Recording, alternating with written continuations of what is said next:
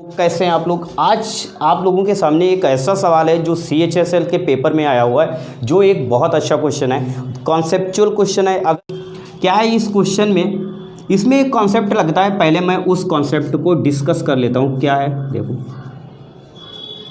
अगर एक त्रिभुज आपका है ABC और इसकी हाइट है AD, अगर मैं त्रिभुज ले लूँ ABD जिसकी H है, ऊंचाई है AH, और इसका A साइड है A और A साइड है B, ठीक है, ये बात समझ आई। अगर मैं एरिया देखूं, एरिया त्रिभुज ABD क्या होगा, 1/2 A इंटू H। और अगर एरिया देखूं किसका, त्रिभुज ACD कितना होगा, 1/2 B इंटू H।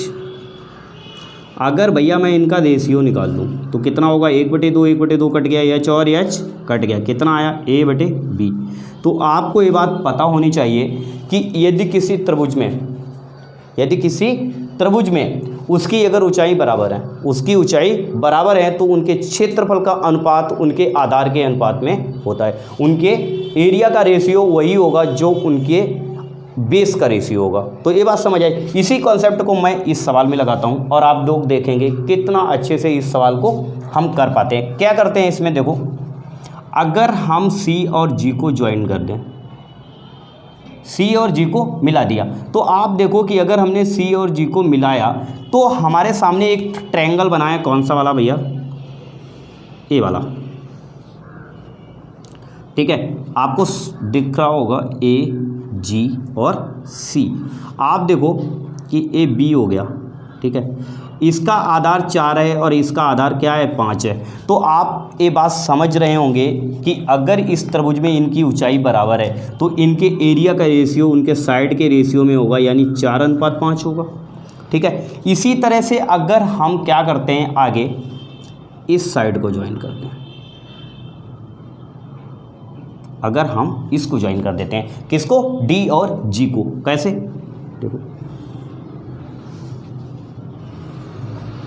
ठीक है, अगर आपका A है, ये G है, और A आपका D है, और A आपका C है, ठीक है। तो अगर इसको हमने मिला दिया, A C है, तो आप देखो कि A कितना हो जाएगा, ये 9 हो जाएगा। तो A आपका AC कितना होगा, 9 होगा, यहाँ से यहाँ तक AC कितना होगा, 9 होगा, और A कितना होगा, 3 होगा। तो इनके एरिया का रेशियो भी कितना होगा, 9 और 3 होगा। तो ये बात समझ गए आप। जब ये 9 और 3 होगा तो आप मुझे एक बात बताओ, आपका एरिया इस वाले त्रिभुज का 3 होगा, और इस पूरे का कितना होगा, इस पूरे का कितना होगा, साइड के रेशियो में होगा, ये 4 है, ये 5 है, और पूरा कितना होगा, 9 होगा। तो आप देखो कि ये बात आपको समझ आई, ठीक है। इसको हमने कर लिया, यानी एरिया फाइंड कर लिया। अब हम क्या करते हैं आगे, देखो, अगर हम ट्रायंगल ले लें अपना AC और F, आप देखो कि C और G है, ठीक है, G पॉइंट पे ACF, यहाँ पे देखो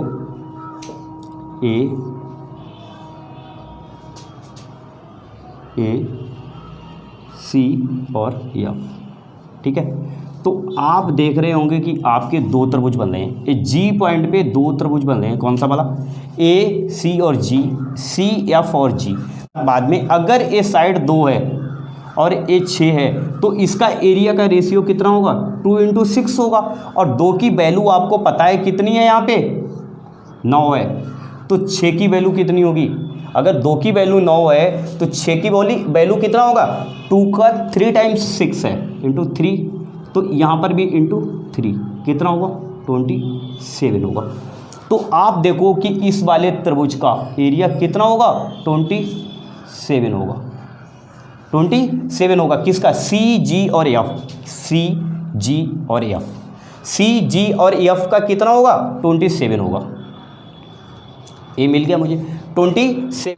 ADE, यहाँ पे देखते हैं इसको पूरे त्रिभुज को दोबारा, AD और E, ठीक है, AD और E।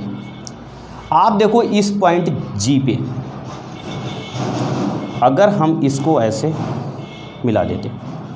ए पॉइंट आपका जी हो गया, ठीक है। अगर ए पॉइंट आपका जी हो गया तो आप देखो कि अगर ए साइड 2 है और ए पूरी साइड कितनी है, 8 है, जी और ई कितनी है, 8 है, तो इनके एरिया का रेशियो कितना होगा, 2:8 होगा। साइड हाइट क्या होगी, बराबर होगी, 2:8 होगा।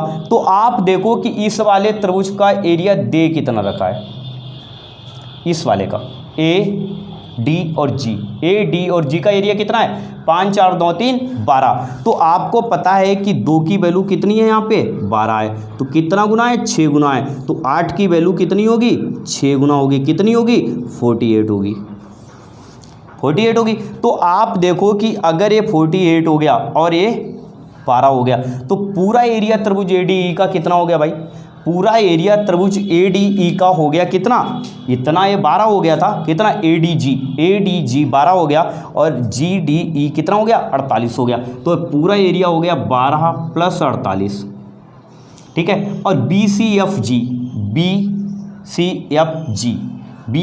एफ जी का एरिया कितना हो गया, 27 और 5 32। ये हमारा 27 और 5 32, क्योंकि सी जी एफ का कितना था, सी जी एफ का कितना था, 27 था और इसका कितना था, 5 था, ठीक है। त्रिभुज बी सी और जी का कितना था, 5 था। तो 27 और 5 5 + 27 तो कितना था, 32 बटे,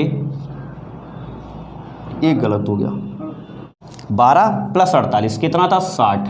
तो काट देंगे हम इसको, 4 15 4 8, तो 8/15 कितना आंसर आया इसका, 8/15। तो आप देख सकते हैं कि इस तरह से ये सवाल आपको कितना सिंपल लगा होगा। मैंने सारे डायग्राम्स आपको अलग अलग बना के दिखाए हैं, तो कोई भी कन्फ्यूजन आपको नहीं रहा होगा।